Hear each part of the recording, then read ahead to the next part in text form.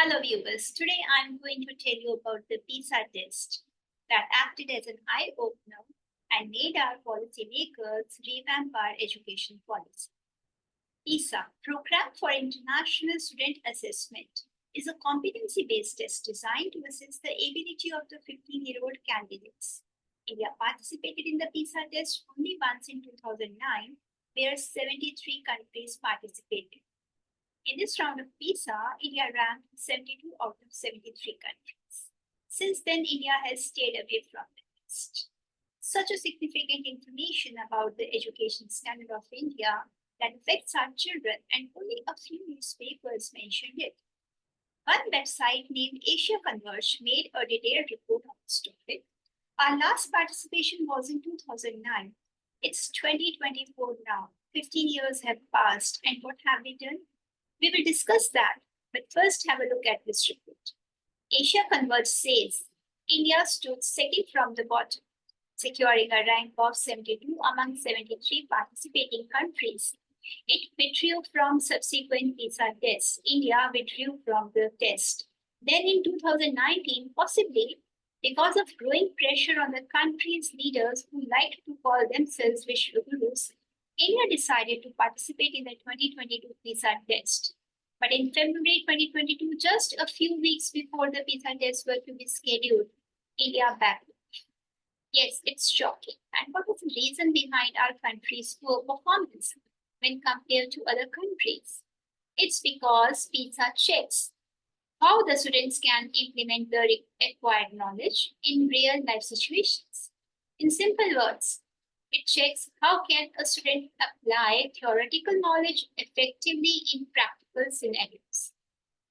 This requires our students to have critical thinking, creativity, and problem-solving skills, the most essential skills to survive in the fast-changing world. Unfortunately, most of our schools train our children to be passive learners rather than active learners, without developing the most crucial skills involved in learning. The focus is only on getting good scores. You can see in this pyramid that children learn the least when taught through lecture method. They learn the best through active learning, that is, discussing, doing themselves, and using the learning in real life situations. Let's understand a few things. Our education system was the most remarkable and a source of inspiration for foreign scholars till Britishers scrapped it completely in 1835.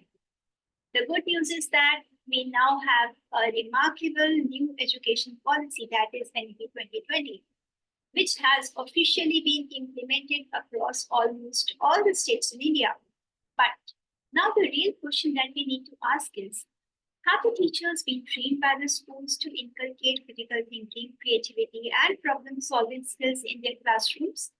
Many schools themselves do not know how to do that and have passed on the guidelines to the teachers during their trainings to show that they have done the needful on papers.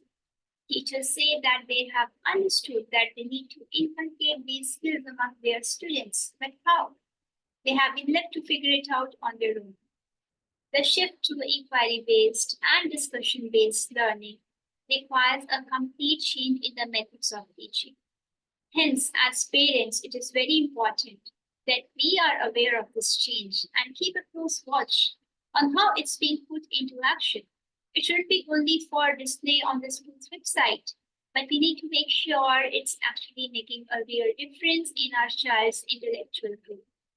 Also, as parents, we need to collaborate in the learning of our children by not forcing them to study for securing marks, but for the love and curiosity of gaining knowledge.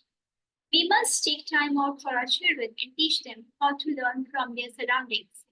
Education of a child doesn't end in school. It continues at home as well.